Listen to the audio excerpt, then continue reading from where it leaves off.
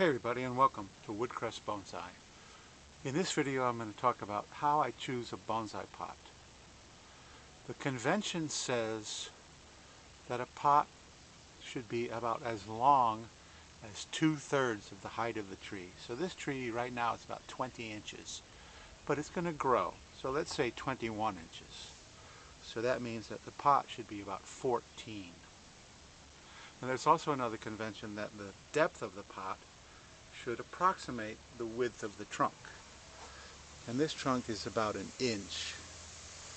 And so that's going to be difficult to do in the near future because I really don't want...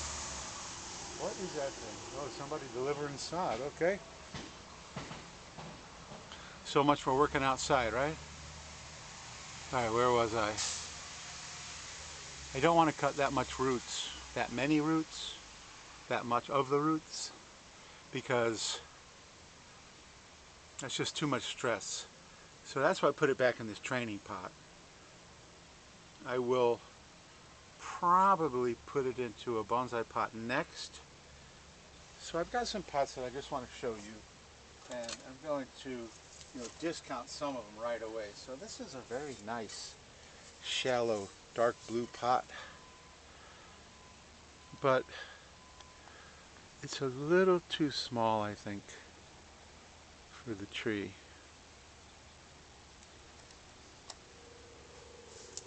And then this is another shallow pot that is considerably longer, which is probably too large.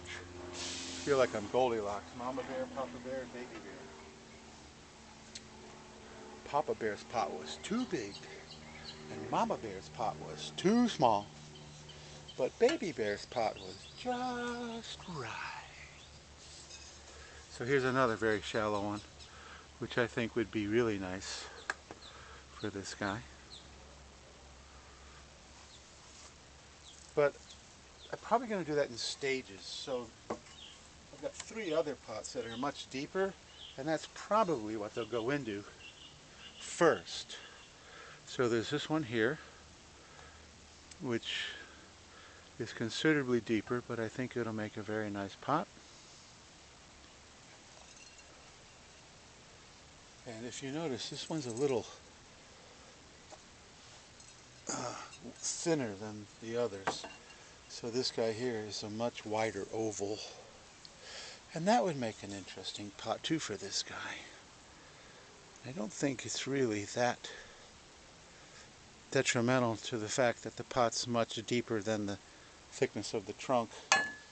And then last but not least, this guy here, which is virtually the same as the one we just saw.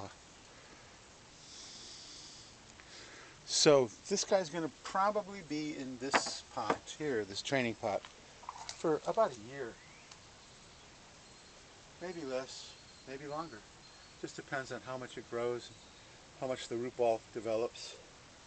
And then it will go into one of the 3 deeper pots. And then once the roots, so we're going to chop more roots off here and then allow more roots to come here. Then once those roots have developed in a pot like this, then we can cut even more off the bottom because we've got those roots to sustain the tree, and then put it into a more shallow pot that is closer to the thickness of the trunk. And so I'm not in a giant hurry to get the perfect pot. There's a bonsai for me is a process, it's not an event. And if you try to jam something like that into a pot, like I could have put that into this pot here, why not just chop the roots even further and just jam it in there, wire it down, and it might live. And then again, the stress from cutting away that many roots might have stressed the tree out to the point where it just isn't healthy anymore. So I'd rather have a healthy tree that